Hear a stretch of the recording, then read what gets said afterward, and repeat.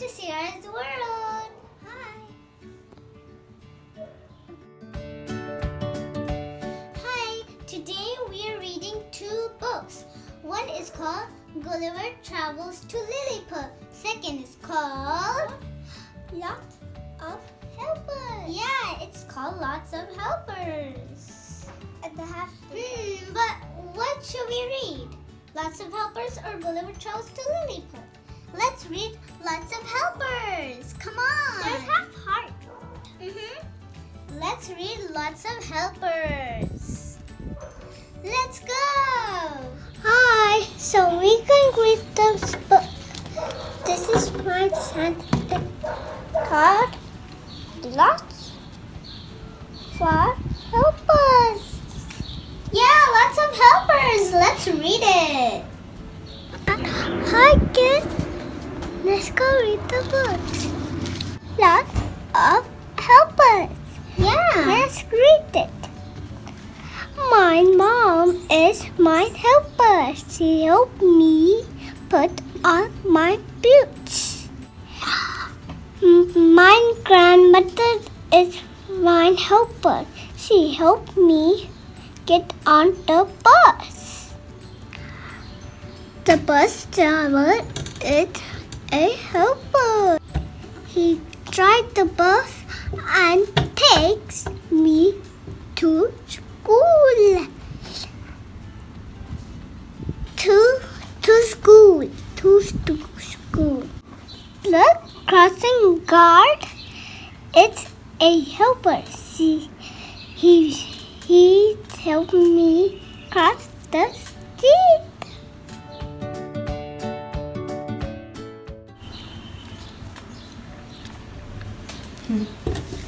My teacher is my helper. She helped me take off my backpack. She helped me read my book. Good job. Turn the page. My dad is my helper.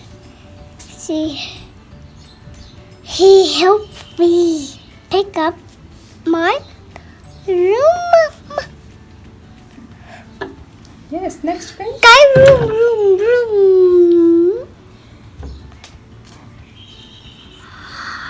I am a helper too. This is best. I help my little brother. This is the end of this book. The messages are. This is Christian art. The Spanish paper are off take guard helper art. This is the end of this book. Yes. Now we're going to read another book. This book is called Gulliver Travels to Lilliput. Let's go and read this book. Gulliver Travels to Lilliput. Gulliver travels to Lilliput. Gulliver travels to Lilliput. Once upon a time, there was a man named Gulliver. He was a curious person, and he loved to visit new places and meet new people. One day, Gulliver packed his bags, said goodbye to his wife, and boarded a ship that was sailing to the South Sea.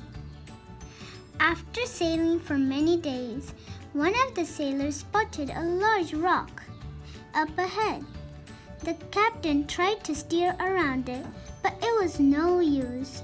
The wind pushed the ship right into it. The ship ran into the rock and split in half. Gulliver and the crew were shipwrecked.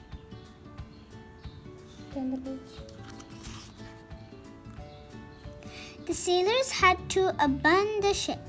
They set out a rowboat, hoping to find land. Suddenly, a storm started and strong waves smashed into the rowboat. The little boat rocked from side to side and soon capsized. Gulliver and the other sailors were tossed into the sea. Before long, Gulliver was separated from the others. He swam through the stormy sea as waves crashed around him and thunder boomed overhead. Just when he was too tired to swim any further, Gulliver spotted a nearby island. He used the last of his energy to swim to shore and then collapsed on the grass and fell into a deep sleep. When Gulliver woke the next morning, he tried to sit up, but something was holding him down. His arms and legs were tied to the ground, and so was his head. Gulliver could even feel tiny threads crisscrossing his chest. He was trapped. Poor Gulliver couldn't even turn his head. Gulliver lay on his back, wondering what to do. Before long, he felt something tickle his legs. Then it moved up his chest, almost to his chin. Gulliver looked down and was surprised to see a tiny person standing on his chest. The little man was only as big as one of Gulliver's fingers, which is to say that he wasn't very big at all. He held a tiny bow and arrow in his hands and looked at Gulliver curiously. Just then, Gulliver felt a bunch of other tiny people running up his legs. When they reached his chest, they stared at Gulliver and whispered excitedly in a strange language.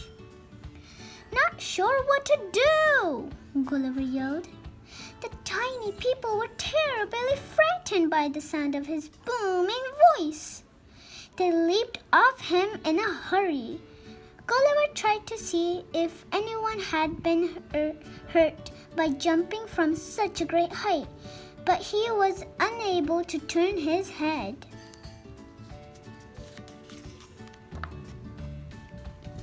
Gulliver wiggled on the ground as he tried to sit up. He quickly realized that he was only tied down by a string.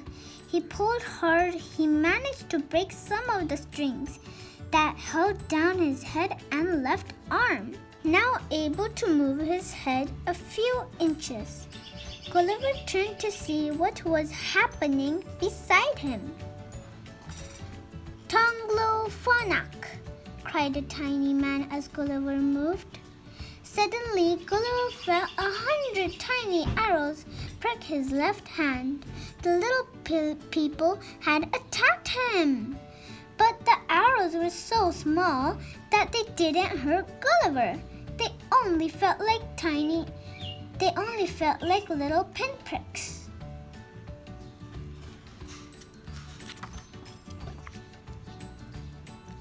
Gulliver decided that the best thing to do was just lie still. He didn't want to further upset the little people and certainly didn't want to squish them by moving. But were they really little people? Maybe they were normal size and Gulliver was gigantic. He wasn't so sure anymore. Before long, Gulliver heard a commotion beside him. The tiny people were cutting the remaining strings fastened to Gulliver's head. He turned his head and saw that a platform had been built beside him. Standing on the platform was a tiny man dressed in fine clothes. This finely dressed man, who Gulliver soon learned was a great lord, spoke for a long time. Of course, Gulliver didn't understand a word of it, but everyone else seemed quiet and impressed by the speech. When the Lord finished speaking, Gulliver carefully raised his left arm and pointed to his mouth, trying to show that he was hungry. The Lord understood and instructed the people to feed Gulliver. a group of tiny people climbed onto Gulliver, carrying baskets full of food. Gulliver opened his mouth, and they threw food into it as fast as they could. The food was so small that Gulliver ate 3 loaves of bread in one mouthful. Before long, Gulliver had eaten everything. The tiny people were amazed at how much he ate. A short time later, Gulliver was locked onto a long wheel platform. Once he was fastened to it, hundreds of tiny horses began pulling him down the road. They were bringing Gulliver to meet the Emperor.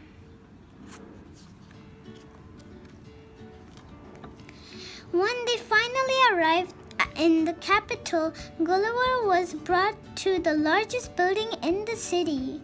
He was removed from the wheel platform and a chain was placed around his ankles to keep him from running away.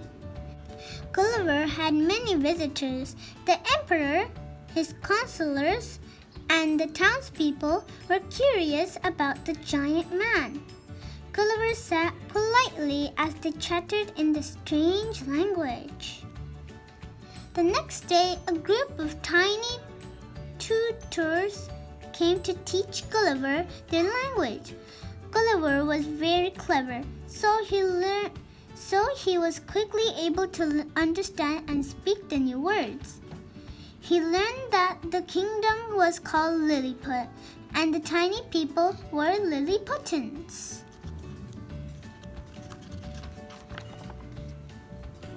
Meanwhile, the emperor and his counselors were trying to figure out what to do with Gulliver. Although he was large enough to squish them, he hadn't done anything to frighten the Lilliputians. In fact, Gulliver was quite nice, but could he live with them? Some of the counselors were worried that he would eat all of the food in the kingdom. Finally, the emperor came to see Gulliver. "Please," Gulliver said, "will you release me?" "We will remove your chains," said the emperor, "but you must make a few promises first." The next day, there was a grand ceremony. Gulliver was asked to promise not to leave Lilliput without the emperor's permission. He also had to be careful not to frighten or squish any of the Lilliputians as he walked around the kingdom. Gulliver vowed to help deliver messages, construct buildings, and keep Lilliput safe. Gulliver put his hand over his heart, as gentlemen do, and promised to follow the rules. Then he repeated the promise according to the Lilliputian way. He held his right foot in his left hand and placed the middle finger of his right hand on top of his head, stretching his thumb to the tip of his ear. The emperor and the Lilliputians cheered wildly. Gulliver's chains were removed. He was free!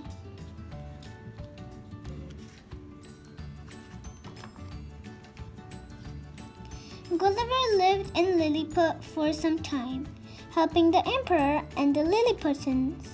One day, a large rowboat washed ashore, large enough for Gulliver. That is, he repaired the boat, said goodbye to the emperor, and set sail for England. It was time for a new adventure. And these are other books this site in this collection. This is called Ali Baba and the 40 Thieves, The Ant and the Grasshopper, Baba Yaga, Black Beauty, The Boy Who Cried Wolf, and other books. Hope you like reading this story with me, and that's the end of this book. If you want to see more reading videos, type in Google Ciara's World. Tell us, which book do you like? Gulliver Travels to Lilliput or lots of helpers. Yes, which book do you like? Gulliver Travels to Lilliput or Lots of Helpers? Leave the comments below. Like and share and subscribe this video. Thank you. Thank you for watching Sarah's World. Bye bye. Bye.